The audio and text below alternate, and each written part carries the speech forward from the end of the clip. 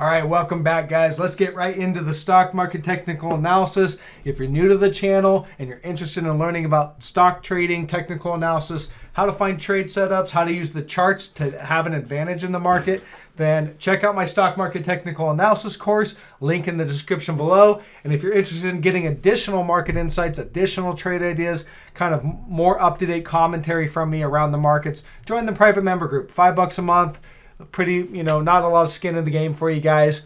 Link in the description on that as well. Real quick, everyone, I will not be putting out a video tomorrow, and there will be no live stream on Saturday. I have to go out of town. I have a flight here in a few hours, so not around tomorrow, guys. Sorry, just want to get that out of the way. All right, so I've been busy for the last hour. I haven't been able to look at the markets. I didn't see that sell-off until just now. So what I'm going to do is go through these charts. I'm going to go through some of these individual trade ideas. We'll look at the broad markets. And some of these I'm looking at for the first time, in the last hour. So you're going to get just kind of my initial take on these, and we'll see. Triple Qs, guys. Well, I want to start with the futures, actually, because obviously tonight's price action will be interesting. You can see here on the NASDAQ, look at that. So here, again, here's your resistance. There. We broke to the upside. We also created the secondary channel right here. And you can see in the last hour, they did break it down below both resistance points. All right. We were below this trend line and below this support line here. So closing basically right below both resistance points. That's kind of interesting. We'll see how we close. This is kind of moving around still. So they might want to just close it. They might want to just close it right around this this support level right here, and then maybe we get a bounce. In general, we're getting a lot of chop. You go back, you look at all this chop. We're trending down slightly, but really just going sideways for the last week and a half or so. So that's my read on that. Let's look at the triple Qs. On the triple Qs, go down to the hourly. So you can see, pretty definitive breakdown here. There is some support right in here. So this is where the buyers have stepped in this entire week. You got the gap here. Then they stepped in there, bought it there. You broke down. They bought it again right there. We're still in this range. It's not, to me, it's not a definitive breakdown.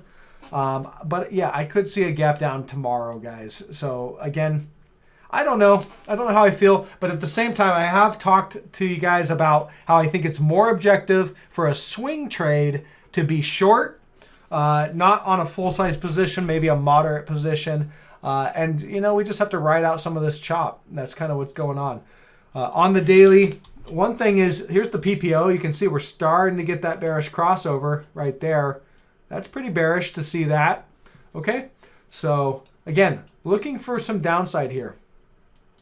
All right, S&P 500. We'll look at the futures first, starting off with ES. Here's the S&P 500 futures.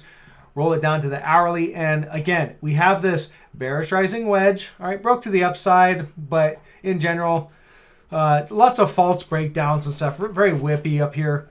We also had some negative divergence showing up just kind of recently, kind of right in here, basically, as a divergent high. Again, once we broke to the bottom of this trend line, we've been getting rejected at that trend line. You can see we broke down. That was a sell signal. It rallied up. All right, rejected. Rallied again, rejected. Rallied again, rejected. 3 rejections on that trend line. So in general, it's sell the rip. Even though it doesn't feel like it, we continue to sell down. Now, the last hour of the day, that's pretty impulsive selling showing up in the last hour or so. We'll see how that plays out. Let's look at the S&P 500 or the SPY. Again, pretty weak price action. You can see here on the hourly chart, not definitively breaking down because we're still kind of in this chop zone. So I can't say that, we're not going to just tomorrow pop up to resistance. That's completely possible. So again, I think it's objective to be short, but not a full-size position. And we just, there's some chop. We have to ride it out. Support, obviously, on this one is just down below. So we got some support right down there. Good support, very, very good support right down there at about 397-ish, somewhere right in there. So if we're going to break down, we would likely only fall to that area. And then from there, we're really going to see if there's buyers or sellers in this market. That would be a drop of about 2 to 3%. So if you get a big down day in the SPY and it's closing down here, that's strong support. It doesn't make sense to be heavily short down there until you get a continued breakdown. That would be support. Okay, semiconductors. Individual semiconductors really look more interesting to me. ASML looks interesting. You can see here on the daily chart, negative divergence on both momentum indicators. Bearish rising wedge there. And we got a breakdown today. First daily close below this wedge today. So that's bearish. When I look at the hourly price action, you can see what happened today. And it helps validate the trend line I have marked out. Here's the hourly price action. You can see we gapped down this morning, rallied up into resistance, traded there pretty much all day, and then at the end of the day got rejected. So yeah, that's bearish. That's a rejection. I would look for more downside on this one, especially given the big daily divergences. I would look for a move down to 611.43, probably get a bounce or reaction there. There is a gap to fill right here, so I'll go ahead and mark that out as well. That gap is in as about 598. 599, we'll call it 600, right in there as a gap fill. So that's kind of the near-term move I think we're heading down to, and that would be a drop of about 8% or so. Okay, so I like that. Whether we got to wait till tomorrow, but if you see a gap down tomorrow, it's basically going to likely set us up for a move to either gap fill or the first level of support at about 611.50. Eli Lilly closing at the lows of the day below the 200-day moving average. On the daily chart, this thing looks like it's heading down, going a lot lower. Next level of support is right about here at 317.30, it looks like. So I think we'll probably get a bounce there. But again, I could see lower prices. We also have another level of support right in here at about 301.50. So I'm looking for some lower prices here. Again, coming off a daily negative divergence on both momentum indicators, to me indicates that a new downtrend has started. It's not going to just be a few day drop. It's going to kind of work its way lower down to some of these lower levels. So I like it. Lower prices on the way. Okay, JP Morgan. Again, bearish rising wedge pattern, negative divergence. I've been talking about this for the last couple of days. Again, usually when you're near a position, kind of key level, it doesn't always just react the exact day that you talk about it. It sometimes takes a few days. But again, we are, look, you can see for the last 4 days, we've just been back testing this trend line. Today, closing red. That's kind of a new look. First day in 4 or 5 where we've actually had a red day. So we'll see if that continues with a gap down and start to sell off. I'm looking for more downside here. First level of support. There's a little support right here, but I'm really going to look at this one. It's about 128.85 as the first level. That's going to be a drop of about 8.5 to 10% down there. And ultimately, probably lower than that, but there's kind of the first level. Okay, Merc, another healthcare stock, closing down 1% today. These aren't huge movers. It should just continue to gradually work its way lower. So again, uptrend line there. Negative divergence signaling a potential reverse of trend. Big old breakdown, backtest, and a huge sell signal. So we should be on a downtrend, and the price action has been consistent with a downtrend. You can see we worked our way lower, kind of bounced into resistance and reject and starting to head lower. So I think we work our way down to all the way down here to about 95, the 200 days down there. I think we make our way down there. We'll probably get a little reaction at the former lows where it'll probably consolidate for a little while, maybe get a little bounce, and then ultimately I think we roll over. Price action looks good. More downside.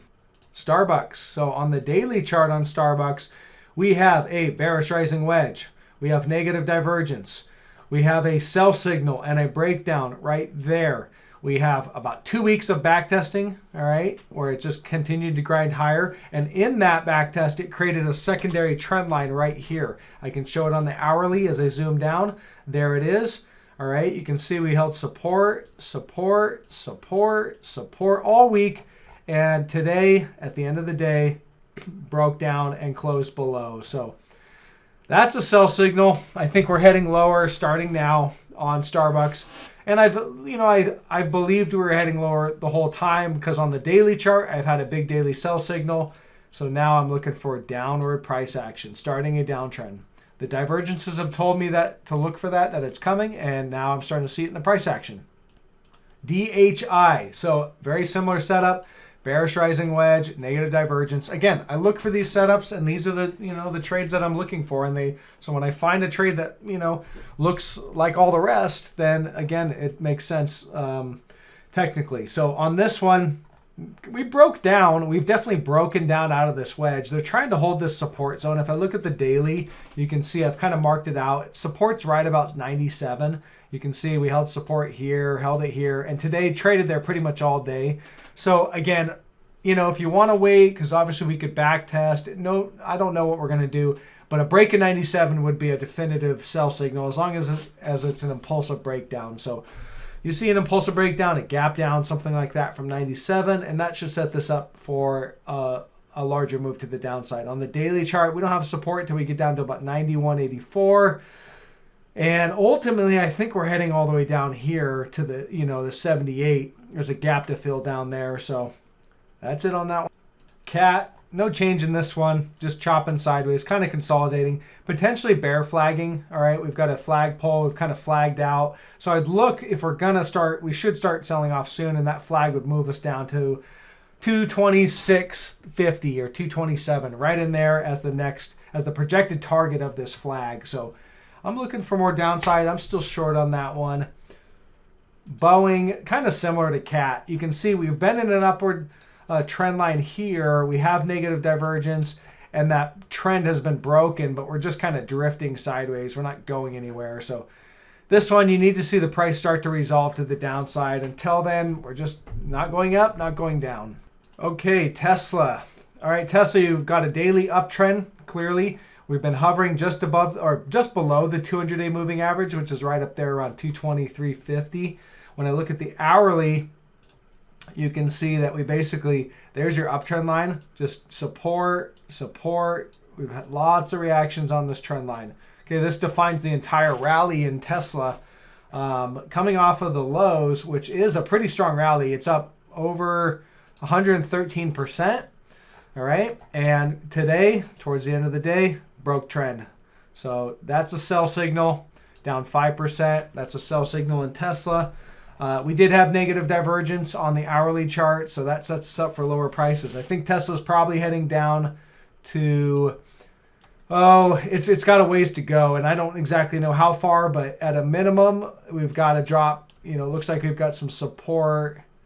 Right in here. I think this is kind of the near-term support, which is about 189.56. Likely, if we're going to continue to drop, we get there tomorrow, and that's about another 6%. So yeah, I think we probably hit that, maybe bounce, but ultimately, I think we're going to start to work our way a little lower. There's a gap to fill down here. So at the end of the day, I like that as a final target, 146.70 potentially as a target. And we'll see what happens. Everything looks pretty bearish across the board on some of these. All right, that's all I have for today, guys. Sorry I'm not going to be able to put a video out tomorrow. But again, drop me a thumbs up. Let me know how I'm doing. I'll catch you guys on Monday. Take care.